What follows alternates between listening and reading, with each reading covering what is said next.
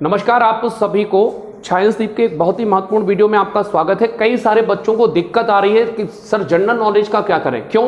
क्योंकि सर हम इंग्लिश पढ़ने लग रहे हैं, कंप्यूटर पढ़ने लग रहे हैं, maths, management, reasoning, Hindi, science, ये सारे विषय तो ऐसे हैं जहां पर आपको किताबें उपलब्ध हैं जो एक फिक्स सिलेबस पर चलने लग रहे हैं। लेकिन अगर हम बात करें बाकी सारे सब्जेक्ट की, खास तौर से जीके की, तो उसमें काफी ज्यादा हौच पौच होने लग रही है, क्योंकि उसमें हिस्ट्री भी है ना, इकोनॉमिक्स भी है, ज्योग्राफी भी है, तो तमाम तरह के सब्जेक्ट है। तो मैं आपको जीके के लेकर बहुत इंपॉर्टेंट चीज बता रहा हूं जिससे सर्वाधिक क्वेश्चन आएंगे। मतलब अगर 25 में से 20 से 25 क्वेश्चन, या हो सकता है 25 के 25 क्वेश्चन आपको वहां से मिल जाएं। खास तौर से मैं हम्बल रिक्वेस्ट करूंगा कि आप हिस्ट्री, इकोनॉमिक्स और ज्योग्राफी पर ध्यान कम दें। क्लियर है? ये सब्जेक्ट ना पढ़ें तो बेहतर होगा। किन सब्जेक्ट को पढ़ना है वो आप समझें। सबसे पहली बात, चूंकि ये पटवारी का पेपर है और मध्य प्रदेश का है, तो आप एमपी पर फोकस कर सकते हैं। जीके के लिए पढ़ना है तो आपको कई सारे सब्जेक्ट में ये काम आएगा। दूसरा, आप करंट अफेयर देख सकते हैं 1 साल का। ये दोनों सब्जेक्ट ऐसे हैं जो आने की संभावना है।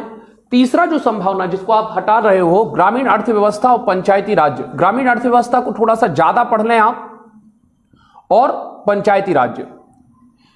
किनको नहीं पढ़ना है? तो हिस्ट्री आपको नहीं पढ़ना चाहिए, इकोनॉमिक्स आपको नहीं पढ़ना चाहिए, ज्योग्राफी आपको नहीं पढ़ना चाहिए। ये विषय आपको नहीं पढ़ना चाहिए क्योंकि ये विषय आने की संभावना भी कम है, और यदि आते हैं तो इनका वेटेज भी कम रहेगा। क्योंकि मेरे हिसाब से यदि कोई पढ़ा लिखा व्यक्ति पेपर बना रहा है तो एमपी करंट अफेयर, ग्रामीण अर्थव्यवस्था, ये पंचायती राज्य अलग होता है, ग्रामीण अर्थव्यवस्था अलग होती है। तो जीके में अगर इन सब्जेक्ट पर आप ध्यान रखेंगे तो आपकी एमपी का जीके भी क्लियर होने लग रहा होगा।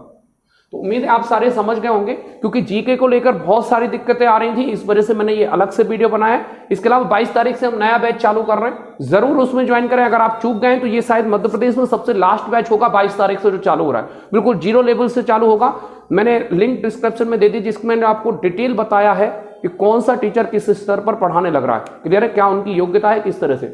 उम्मीद है आप सारी चीजें समझ गए होंगे। फिर भी यदि आपके कोई क्वेश्चन हो तो नीचे कमेंट बॉक्स में जरूर लिखिए। Thank you for watching.